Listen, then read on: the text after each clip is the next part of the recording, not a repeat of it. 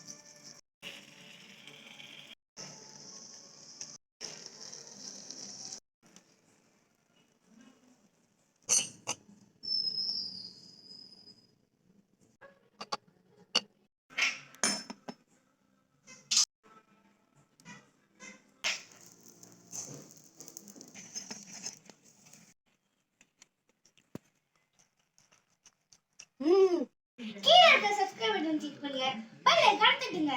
Thank you for watching. Like பண்ணுங்க, share பண்ணுங்க, comments பண்ணுங்க.